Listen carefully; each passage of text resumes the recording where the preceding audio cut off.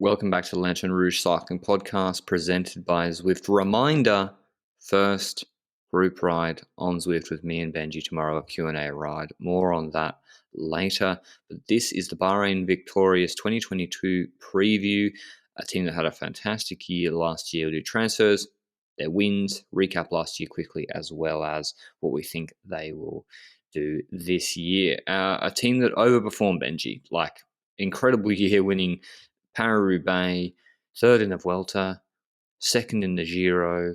They didn't get on the podium in the Tour de France, but they picked up 3 stages with Morridge turns, and Morridge, despite crashing out with Haig, 16 World Tour wins, ridiculous year. Yeah, certainly. I think it did kind of go slow at the start of the season. We had one victory by Bauhaus in Provence, but then it took until Alps to start winning, and it really properly started at the Giro, I think, where honestly it didn't look good at the start with Landa crashing out. So I think they were panicking behind the scenes at that point. Half their team was out by halfway that race, and eventually Caruso ended up stepping up for that podium place in the end. So strong performance by him. Also on that 20 stage, Mader won a stage before he also left the race as well. And then it continued with Dauphiné. We had the Podun weekend with stage 7 and 8, Anjou Plan and so forth. And then it took a bit again, but it started once again all over in the Tour de France with Mohoric with 2 stage wins, Dylan Teuns as well there. But again, bad luck at the start of the season, at the start of the Tour de France, I mean, because Hay crashed out on one of the earliest stages as well, so which was their GC leader quite certainly there as well. Then we look further and we're seeing that the Vuelta started and Landa was once again supposed to be the leader, just like in the Giro, probably co-leader on this scenario though, because Haig also was probably seen as somewhat of a co-leader. What's your opinion on that? I don't know. It was weird how they started the Vuelta. It was like Picon Blanco is still a stage which I've asked multiple members that were in that Bahrain team that day, and I still don't really know what happened there, what the plan was.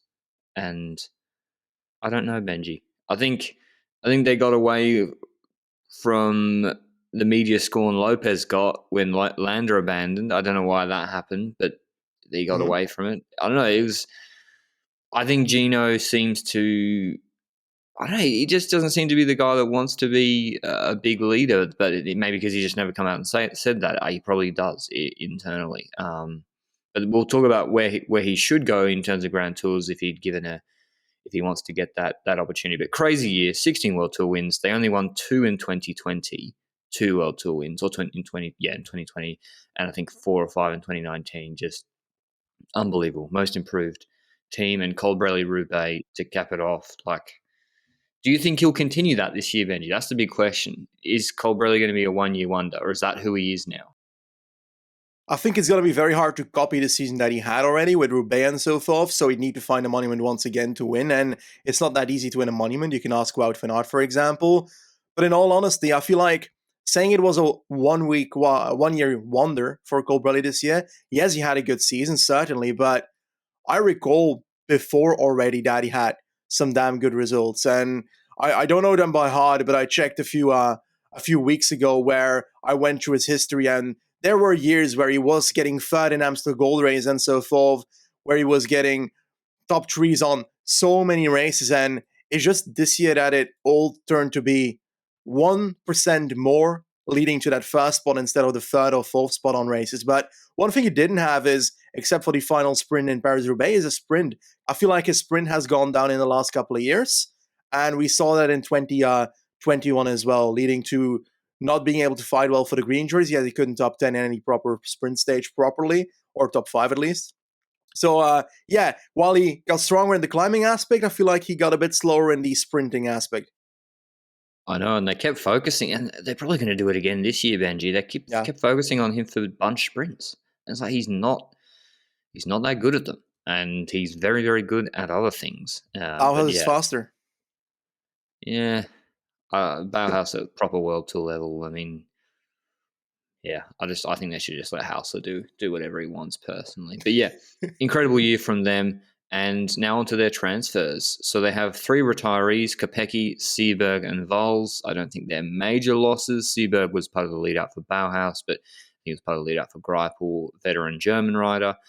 Scott Davies, British rider, has retired as well. Kevin Inklar's gone to Leopard Pro on Conti level. The two big ones are Marco Haller, the Austrian, who's gone to Bora Hansgrohe, who's very strong for them in the classics, good lead out, just a good all-round rider. And Mark Padun to EF Education Easy Post, who we haven't previewed yet either. What do you... I don't know, do you think they'll miss Padun, Benji? Because he didn't really... They clearly didn't want him to be a GC guy, like the GC leader for the team. And then in terms of domestique duties, he's not like a consistent domestique day in, day out in the mountains. He's like, just one day will be incredible, win a stage, but they want to win, I think, GC with Haig and Landa.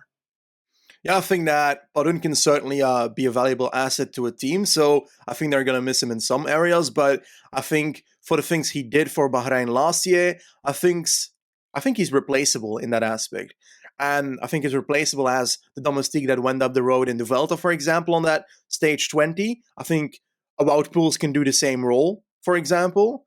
But then if we look at Dauphiné, well, I'm not necessarily seeing someone else on the team winning 2 stages in a row from the breakaway and probably having a bit of an advantage because he was behind in GC and beforehand. But that's not really the goal when you have a climber like that. You want them to become consistent and go for GC, like you mentioned. And that's not there yet with Padun. I'm not sure if EF is going to be honing in on that.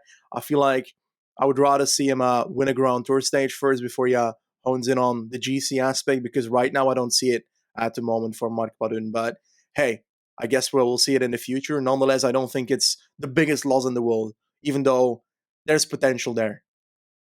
Yeah, it is weird. It is weird what happened with them and Padun, but I think he's going to be happier and get more opportunities at EF Education First or Easy Post, whatever they're called now. And yeah, interested to see how he goes there. In terms of incoming transfers, sorry, but I will say I do think they'll miss Haller in the classics. I Yeah. think Haller's very good and a big boost to Bora. But incoming, nothing that outstanding, frankly. They have Johan Price Pedersen, he was in the U23 TT scene for a long time. Finally won World Champs U23 ITT last year, coming from X, Big Dane. 2 Polish riders, Kamil Gradek, who's just like a veteran MISC Conti rider, from Vini. He's come with Filip Masiujuk, younger Pole, a 22-year-old who actually looks quite, he looks decent. I don't know if they're a package deal. Jascha Sutterlin from DSM, haven't seen him do anything, but maybe they think he's the. Do you think they think he's the cheap Haller replacement if Haller got a big deal?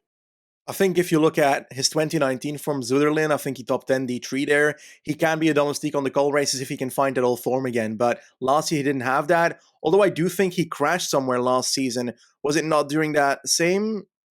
No, I can't remember where he crashed, but I feel like he crashed somewhere last season, or I might be wrong on that. Yeah, on stage 1 in the Opiomi crash. Oh, he did. So You're right. perhaps we would have seen more of a domestique role in the Tour de France if he was there, but I guess that wasn't the case in the end. And yeah, it hasn't been the best year for him, but perhaps he can fight back and get back to his old form and be valuable. But I don't think it's a Haller replacement, as in, I don't think he's going to fully replace Haller in that squad. And I think that's why they perhaps want an extra rider like Johan Prise Peitersen as a potential option to add to that team, who's also going to be riding, according to his current planning, the cobble races. But I need to see it before I want to know if he can actually do it on cobble races as well, because his track record in Belgium races, it hasn't been that amazing when it comes to like Benchimé Bench is quite hilly. Eurometropole has cobbles. DNF's both. DNS at Bench, so not really correct that one. But it's not shouting that it's also a godlike cobble rider. He's more of the TT type anyway. But yeah, when it comes to these transfers, you've also got Zambanini, and that's a rider I use as an example where he's got decent U23 results, but I don't think this is World Tour level. Or what do you think?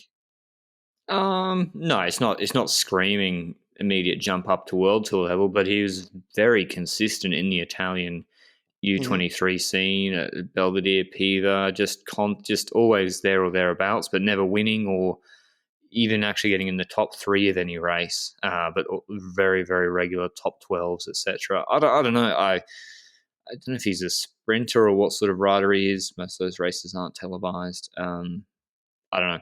Probably a project, but don't expect too much for him this year. Whereas the one I do think is quite good, Alejandro Osorio, 23 years old, Colombian. He signed for a two-year deal, came second on an Asturias stage, fifth on one of them. Asturias had Movistar there, fifth on the last Tour of the Alps stage. And I don't know, he just apparently went quite good at the first camp in December as well. So, yeah, keen to see how he goes. The last one, Benji, Luis Leon, the veteran, 38, I think. What do you expect from him? I think he's a good asset to have in the team, as both a domestique and a rider can still go up the road whenever is necessary, and could end up picking up a stage somewhere by being in the breakaway. But I do think that he's coming towards the later years of his career with that age, and therefore I don't expect him to do the biggest things for the team. But again, he's a consistent rider. He can perform when he's there, and I think that's why they got him. As simple as that. It's kind of a Rafael Valls replacement, I think, when it comes to domestique role. The difference is that Valls was a bit inconsistent due to his injuries, because he had a collarbone almost every week at this point. So, yeah, I think that's the kind of area that we see Luis Leon Sanchez, or at least I see Luis Leon Sanchez form a domestique in a bit of hilly terrain, perhaps on medium mountain terrain as well, but not the best domestique in the area. I think it's a decent signing. Like, they'll have Haig or whoever going to Andalusia. He's at Valenciana starting today as we're recording this. Just a dom there, and if the GC leader has an issue or there's a suitable stage, he can also go for it in the break. I remember he was one of the Astana, the Spanish riders in Astana who got raced to death, and he did 83 race days last year. I think if you dial that back to 65, hopefully, maybe you'll see actually him better in his own results, like the Circuito de Guecho race where he was ahead. But that's their transfers. Nothing major. They're kind of staying the course with the core of guys they already have. Before we get onto their various teams for the major races this year, as I said at the outset of this show, our first LRCP Zwift group ride is tomorrow with me and Benji. We also have the link below to the Discord where you can join, and there'll be a voice chat with me and Benji answering your questions that you can put in the text channel in Discord. So if you want to ask questions, presumably about what's been happening in the previous weeks in the early races, like a Valenciana, etc., put them in there, and me and Benji will answer. It's going to be an easy 60-minute social spin for everyone, all fitness levels welcome. Maybe Benji will do an Aaron Brew at the end, either like his hero or some sort of descent attack. I don't know, given that there was the Astana wrap. I think it's cheating him up a little bit too much with Nibali's wrap first. But yeah, if you don't know, Zwift is an online training indoor cycling app that makes training fun with 9 different worlds. And yeah, we'll be on it this year, starting tomorrow. So join us then. Cobbles, Benji, Dylan Turns. Oh, who else? Do you think Turns got a heavy workload? Hausler, Colbrelli, Morich, Sutherland, Milan, and I'd put Turns in there, but who else? Would you just send sort of Misk, the Polish guys, I guess? Yeah, I think they're going to send the Polish guys, to be honest. I think Gradek has some history of doing Kuna, I think, last year in top 60. So domestique role there is possible. Don't expect the biggest things from him on a parkour. That is Cobley, but he's an engine. He's got a good engine, so he can help out. And Macichuk is probably going to ride Roubaix according to his current planning. So I guess that's happening. You just said it. Milan planned for Roubaix. His results so far in the Cobble race have not been that spectacular. So I think it's kind of the Ghana experiment. Ghana's trying to do the Cobble races. Milan's trying to do Cobble races. Both are in that pursuit team together for Italy. Perhaps they're going to try and do a 1v1 on the Roubaix cobbles. I do think Ghana's better. Quite a bit. But yeah, Hausler, obviously the best rider in the world. But Colbrelli is most likely leader in my eyes. Nah. I don't think so. Colbrelli is. Yeah, I'm Jesus, man. Colbrelli and Mohoric are for me the leaders. Hausler Hauser is probably going to have a free element card in Roubaix, but outside of Roubaix, I don't expect him to be leader for this team. It's a decent squad, particularly the pairing of Morich and Colbrelli, as Benji said. If you look at how they paired up in Benelux Tour, Fred Wright too, with Fred Wright, Yeah. that trio is very, very strong and can really upend a race and make it hard for everybody else. So a decent cobble squad, and wouldn't be surprised they did well again. In terms of hilly classics, it's a little bit less. You got probably Haig is consistent at LBL. He's sort of like he can often make G1, but they don't have. And he's come sixth in Lombardia. If we're calling that it's a hilly classic, I guess. Turns as well. I don't know. I don't know what it's probably the weakest part of their team, Benji. I don't think it's actually that terrible. You've got Colbrelli for Amstel, and on True. parcours like Amstel, he can perform. I don't think he can win it necessarily, but he can perform there. Mohoric, he's a rider that can do is often in that second group of LBL and tries to descend to the first group in the last Yeah. descent.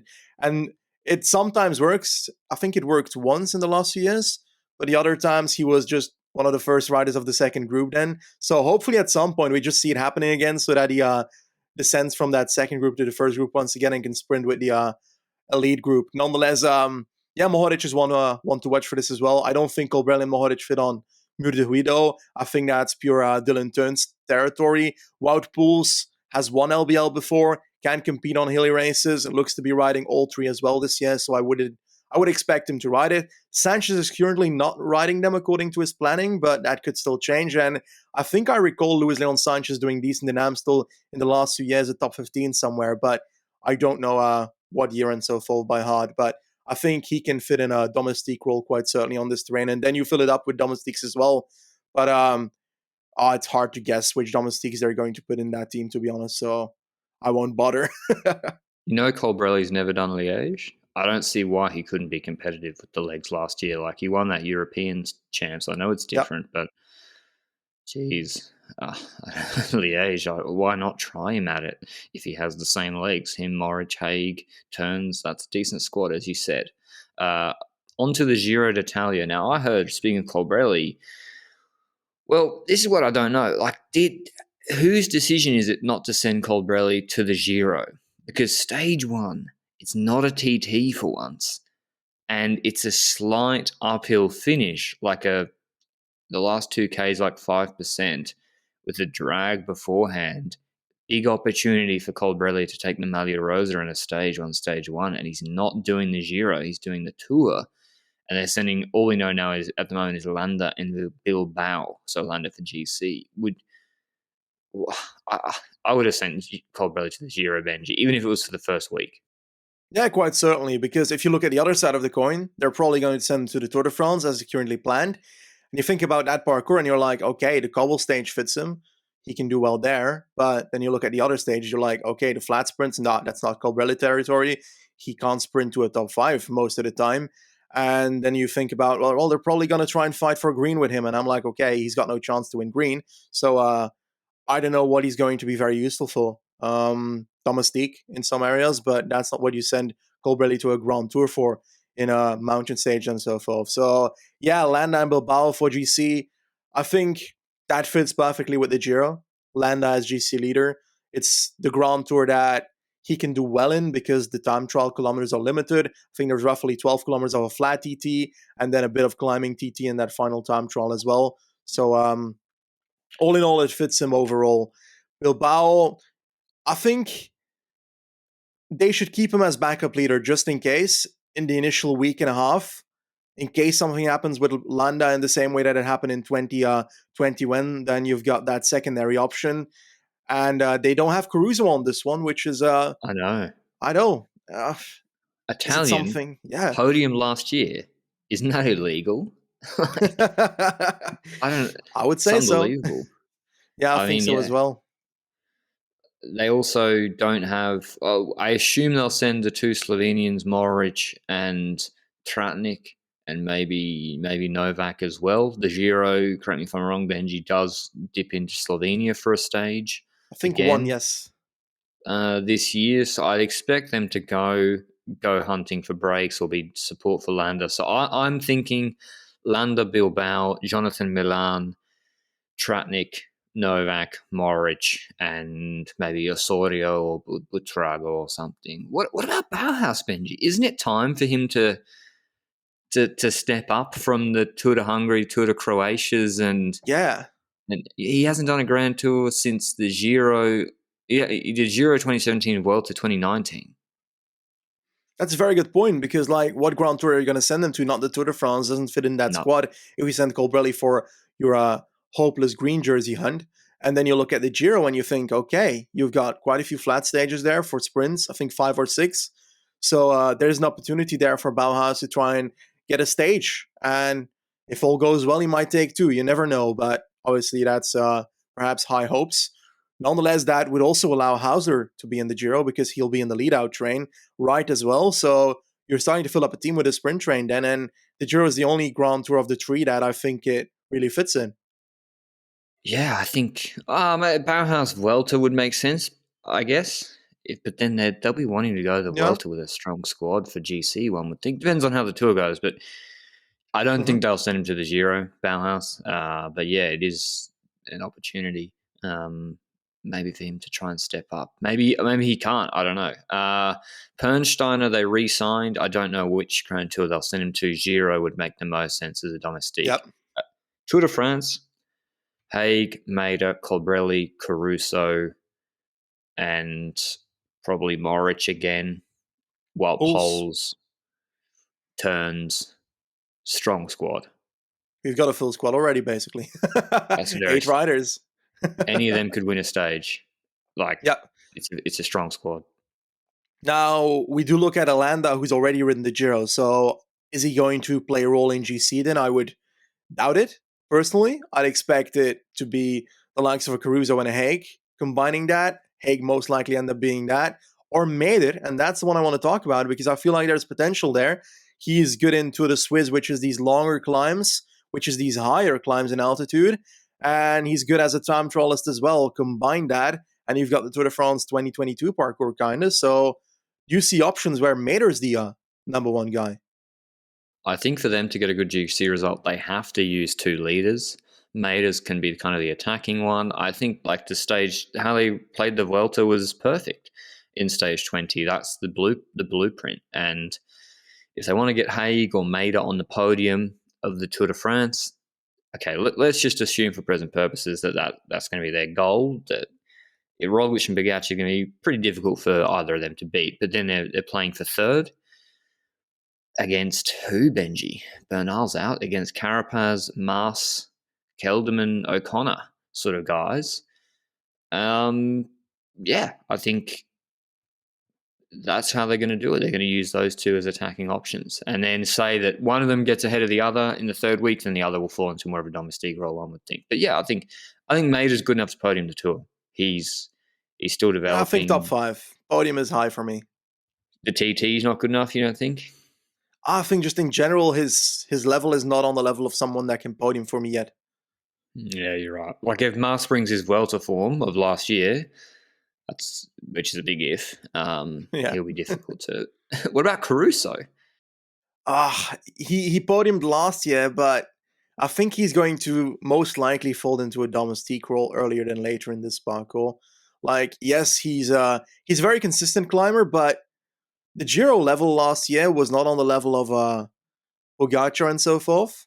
Perhaps on the level of the secondary group in those in that stage 8, for example. So I don't know. I just don't see it for Caruso for podium as well. The problem here is that once you send Caruso, Landa, and you send Meder, and you send Haig to a Grand Tour, then all 4 could end up being a leader in the end. So we're kind of guessing who can be leader, and Caruso for me still feels like a domestique while he podiumed the Giro last year. So of all these 4 names, I think that Caruso is the least likely to take up the leader role. I agree. But I do think you will get freedom to go for stages like in the Vuelta when he took that stage with like a 60k solo. I don't think he's going to be chained. Giro as well. He's not doing the... sorry, but yeah, that was from the GC group. I mean, he'll be able to go on the break in the Tour. It's a good squad. and I'll be keen to see what Colbrelli can do on stage 5.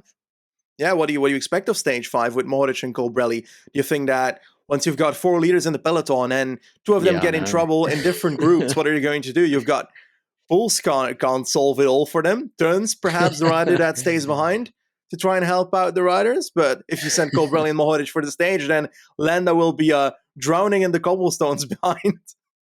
Yeah, I don't know. That's going to be an interesting one. Particularly, Haig didn't get out of the first week unscathed last year, and I don't know. Do you want Mohoric riding in front of you like a madman? I'm not sure you do. Yeah. I'm not sure that's helpful sometimes on technical terrain. Yeah. So that'll be one to watch for sure. They have sort of the same. If Colbrelli's their Wout van Aert, and then they got their leaders, it's a difficult tension. Yeah. I think, but they lean more towards.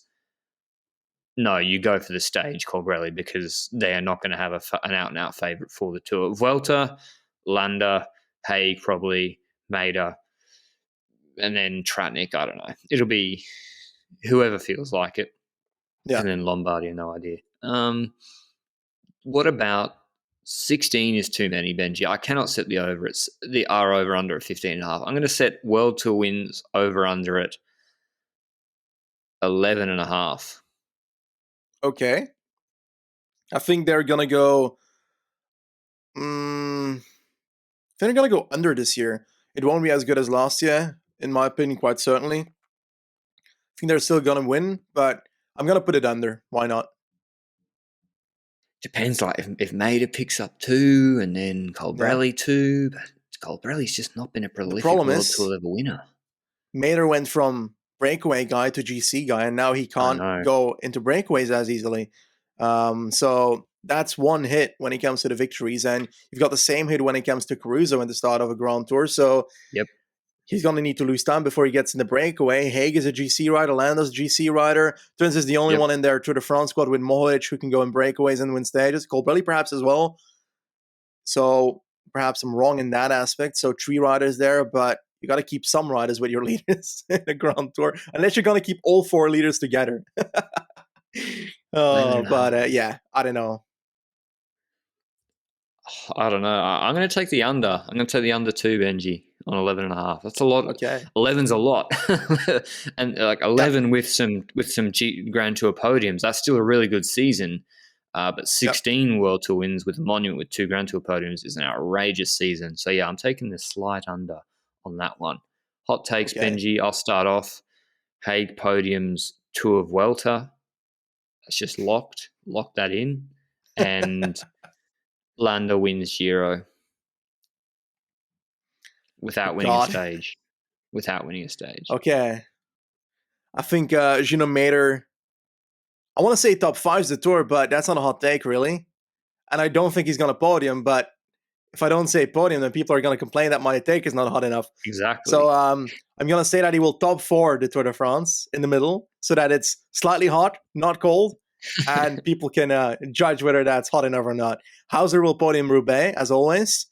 And next to that, I think that Ahmed Madan on this team, which is a rider on this team, by the way, if you didn't know, he rode 1 race last year, the Tour de Hungary, and I feel like he's riding 1 race right now, the Saudi Tour. So that will be his only tour, his only race for the season at this team, I think. Is that a hot take? Maybe it's actually a nice guy. I've ridden with him here, but I don't know. I haven't really. I have no view on that.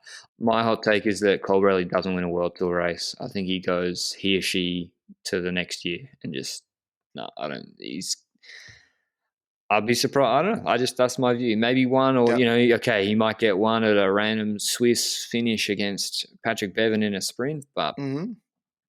he's not going to replicate that season again. I think it's going to Okay. be a crash down to earth. My hottest take is that I think Bilbao will do better than Landa and Giro. Really? Does that include Yeah. Landa crashing out? I guess it has to. It has to. All right. That's our hot takes for Bahrain, our over-unders. Let us know what you think will happen with their season. Padun's out the door. I want to see Milan improve. He seems to be talented, and on the track he does really well. Yeah. This guy Yeah. should be doing well in prologue length TTs this year. And if this is his last year of his deal with Bahrain too, and I'd be picking him up if they don't extend him. He's still 21, big guy. I think he's talented. But yeah, that's our Bahrain preview. Thanks to Benji, and we'll see you tomorrow in our first LRCP Zwift group ride. Ciao.